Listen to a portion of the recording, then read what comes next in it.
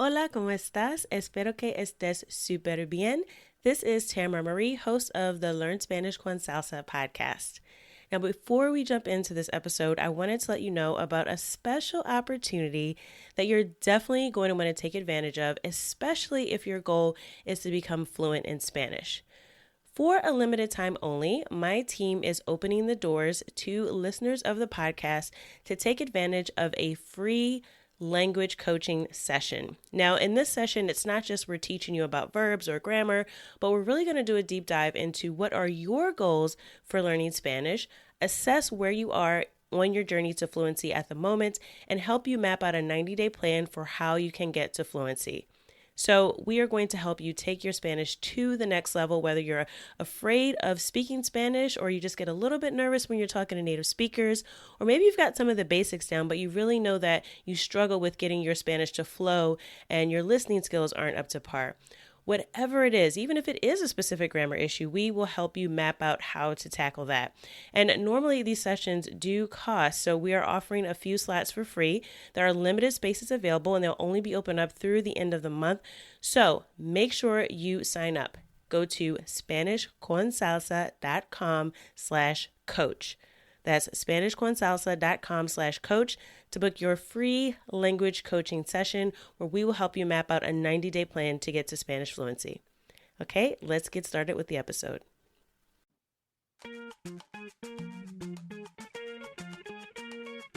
Bienvenidos! Welcome to the Learn Spanish con Salsa podcast, the show for Spanish learners that love music, travel, and culture. Close your grammar textbooks, shut down the language apps, and open your ears to how Spanish is spoken in the real world. Let us show you how to go from beginner to bilingual. Here is your host, certified language coach, Tamara Marie. Hola y bienvenidos. Welcome to the Learn Spanish con Salsa podcast. In this introductory episode, I'm going to explain a little bit about the podcast and what you can expect from us in the upcoming weeks. But first, I want to tell you a little bit about me and why I'm so passionate about helping my coaching clients, language learning communities, and now you, the listeners of this podcast, find the most efficient and effective ways to learn Spanish that's immediately useful in the real world. And the main reason this is so important to me is because, quite frankly, the way foreign language is taught here in the United States is broken. It's not only ineffective and boring, but it's also completely irrelevant to the way people really speak Spanish. And I learned that from firsthand experience. I grew up in the U.S. speaking only English. They finally introduced foreign language study in the 7th grade when I was about 12 years old. We were given the choice of French or Spanish, so I chose Spanish. I took Spanish through my senior year of high school and finished level 6, which at the time was considered a high-level Spanish class. But I quickly found out on my first trip abroad that I had learned nothing useful in those 6 years. I went on a trip to Panama, armed with my high school Spanish skills, and I was quickly humbled. I remember being on the airplane, descending into Panama City, trying to prepare myself for customs and immigration. I was rehearsing how to say my address of where I was staying in Panama City. I figured all I needed to recognize was the word dirección, which means address, and then I just had to tell them where I was staying. So I get into the airport, I'm in line, and I hear the word siguiente, which means next. So it was my turn. And I didn't understand a word that this man said to me.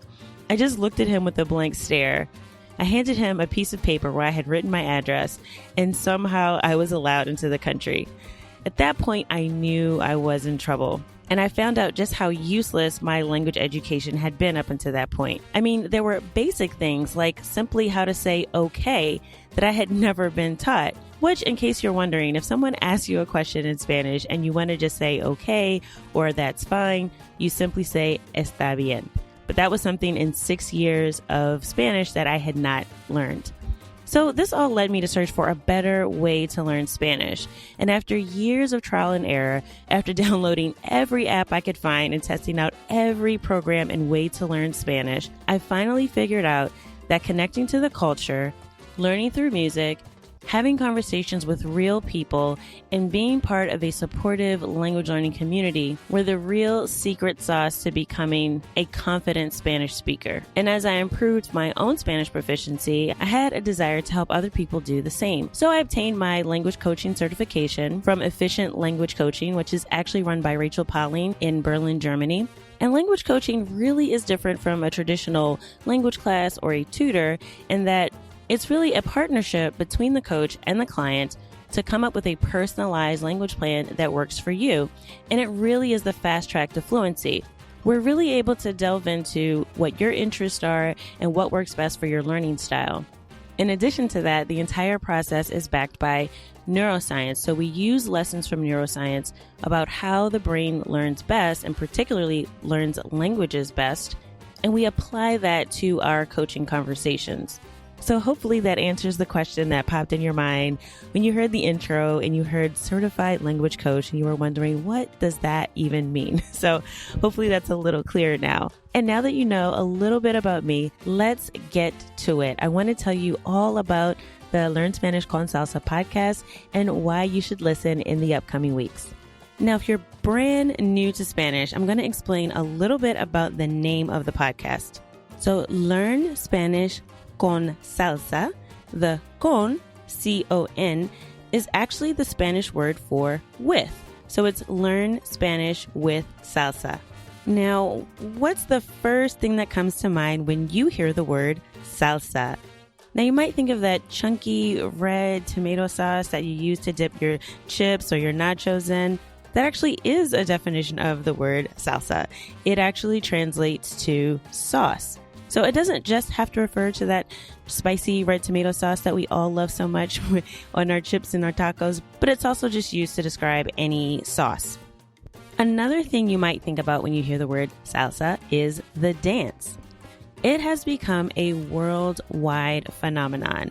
So beyond just what you see on Dancing with the Stars, there are people all over the world from Tokyo to London to Puerto Rico that all enjoy dancing salsa. And I'm going to be honest here, once you get started dancing salsa, it really does become addictive. It's kind of like eating potato chips, right? Once you start, you just can't stop. So definitely when you hear salsa, you also might think about dancing. And lastly, when you hear salsa, you may think about music, right? Because that salsa dance is actually a complement to the genre of music called salsa. Now, many people might debate and argue about exactly what country salsa came from. I am not going to get into that debate, but I will say this. The word salsa, as it relates to the dance and the music, was actually not very popular throughout Latin America prior to the 1970s. Now, there were many genres of music that existed throughout Latin America that all sort of came together to form this cultural mix that we now call salsa. But the term really wasn't popular or used in the mainstream to describe this style of Latin music until a record label called Fania back in the 1970s in New York City actually started promoting this genre of music and a whole group of artists that were the vanguard of a new type of sound at that time in Latin music. So what is salsa? It's really all of those things. It's a sauce. It means music. It means dance. And that word really does illustrate exactly what we'll be exploring in this podcast. Without both context and culture, it's virtually impossible to understand Spanish. There's so many different ways you can interpret even one simple word like salsa based on your own knowledge, background, understanding, your exposure to Spanish culture and the language. All of these give you a different perception of language. So the context and the culture are extremely important when you're learning Spanish. And you know, a lot of people forget that you can't really learn language in a vacuum. Language is actually a part of culture. It's primarily used to communicate with real people. And if you don't know something about those people and where they're from, what their worldview is, what their culture is, it's going to be very difficult to communicate effectively. So we're going to explore culture as a way of connecting with the people who actually speak the language and giving some real context to what you're learning. We'll also dive into how to create Spanish immersion experiences both at home and abroad. Many people think the only way to really become fluent in a language is to drop yourself off in a foreign country and just live there for a year. But that's simply not the case. Now, don't get me wrong. Travel is a wonderful way to have unique experiences in Spanish, and you're immersing yourself not only in the language, but I really like to refer to it as cultural immersion because it's really difficult to immerse yourself in, say, grammar, okay? So it's really the entire cultural experience that you get when you travel that makes it valuable in learning Spanish. So we'll talk about travel, but also ways that you can create Spanish cultural immersion opportunities while you're at home because there's a lot of ways that you can incorporate Spanish into your daily life. So we'll talk about both ways to create these immersion experiences. There's just something about getting beyond sticking your nose in a Spanish grammar textbook and actually talking to people, learning about them, learning about their culture, the dance, the food, the music, that really brings things all together and it makes learning much more interesting, much more relevant, and quite frankly, just a lot of fun. And I'm really excited to talk to you about travel because we're going to talk about different places throughout Latin America that you can visit. So not only just where you should stay, what you should do when you visit, but we'll even talk about places that you can go to learn Spanish while you're traveling. And I can tell you from personal experience that traveling to a Spanish-speaking country is much more fun, much more enriching when you can actually speak the language. You also even save some money because you get out of what I call the touristy areas. I don't know if that's a word, touristy.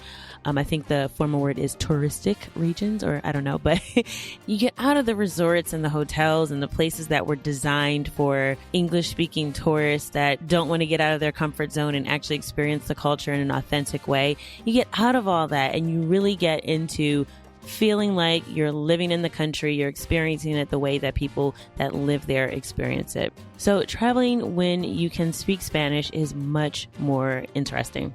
So we're going to talk about culture and travel and immersion experiences. And I'll also bring you some insightful interviews with people who are already bilingual. We'll get some insights from successful language learners that they can share with us. Not only what they did right and how we can use those principles to accelerate our own learning and make it more effective, but we'll also hear from them about what they did wrong, or if they had to start all over again, what they would do differently. So I'm looking forward to bringing you those conversations that will help all of us improve our ability to speak Spanish. And of course, as the name suggests, we're going to talk about learning Spanish with music. Now, you might be surprised to learn that you can really get very far learning Spanish with music. Now, rewind several years ago when I first started learning Spanish, music actually really helped me improve my vocabulary, my accent, my pronunciation, and that was without me even really knowing what I was doing. I sort of stumbled upon learning Spanish with music, and because I was really just having fun, I was learning about the culture, I was incorporating dance with it, I was internalizing what I was learning. It really didn't feel like I was studying Spanish, but I was learning. And I'll tell you a little secret about me. I actually do not have a good singing voice at all. Okay. I cannot sing, but I was definitely singing along to my favorite songs when I was in the car or around the house, anytime nobody could hear me. And it really did improve my pronunciation without me really knowing it because I was just having fun. So we're going to explore some ways that you can incorporate music into your Spanish learning so that you can get fluent that much faster. And this really goes beyond Googling a few song lyrics and looking up the videos on YouTube. There actually is a little bit more to it than that, and we're going to get into that in the upcoming episodes. We'll talk about some effective strategies to use music in language learning. And some of our episodes will be mini Spanish lessons. So actually going to teach you some Spanish in context. We're going to review a lot of conversational Spanish, and that's the way that people speak Spanish in the real world. So not those textbook examples that you might be used to that start out something like this. Hola, ¿cómo está usted? Yo estoy bien, gracias. ¿Y usted? Okay, nobody talks like that. So we're not going to do that to you. We're going to actually look at the way people really speak Spanish. We're going to listen to some real conversations and we're going to break them down so that we can extract What do people really mean when they're talking? And how can we speak so that we sound more natural and more like native Spanish speakers and less like textbook robots? And with that, we're going to explore a lot of dialects of Spanish because I firmly believe that there's no such thing as quote unquote neutral Spanish. Now, people will tell you that, oh, if you go to this region or that region, people are much easier to understand and it's really neutral. But I will say this. Neutral is really whatever you are familiar with. So depending upon your background, your exposure, who's around you, who you speak to, that's the Spanish that is going to be the one that you find the easiest. So there really isn't a neutral Spanish. Everybody is from somewhere, and all of those places have their own unique culture, their own unique accents and ways of speaking, their own slang and expressions that are particular to the region. And sometimes even grammar can be very regional. So we're going to expose you to Spanish from different countries throughout the Spanish-speaking world so that you can get used to those differences and begin to understand real world Spanish. So I hope that gives you a little taste of what we'll be discussing in the upcoming weeks. Now, if any of that sounds interesting to you, I want you to go ahead and subscribe. So whether you're in iTunes or Stitcher or whatever app that you use to download and stream your podcast content, make sure that you subscribe. Now that does a few things. One, it lets us know that you're listening. And two, you will be the first one notified anytime we release new content. Now, you may have noticed during this introductory period, we do actually have already a few episodes available. So you can go ahead and check those out and let us know what you think. This is your podcast, so definitely give us your feedback, whether you leave a rating and a review, or you can simply contact us and reach out and let us know what you think. What do you want to hear more of? What do you want to hear less of? Are there guests that you would like for us to invite on the podcast? Or you can just send us your general questions about Spanish and we may cover it in a Q&A episode coming up very soon. So go ahead and don't be shy. Send us your feedback. You can contact us directly at host@learnspanishconsalsa.com. That's host@learnspanishconsalsa.com. So don't be afraid to go ahead and send us a message. Now, after this introductory period, we will be moving forward with a weekly podcast. So every Tuesday, there will be new content in your podcast feed. So make sure that you're subscribed so that you can be notified every time we release a new episode. So with that, I'm going to close out this introductory episode of Learn Spanish con Salsa. I look forward to being a part of your Spanish language journey as you go from being a beginner to bilingual. Hasta luego.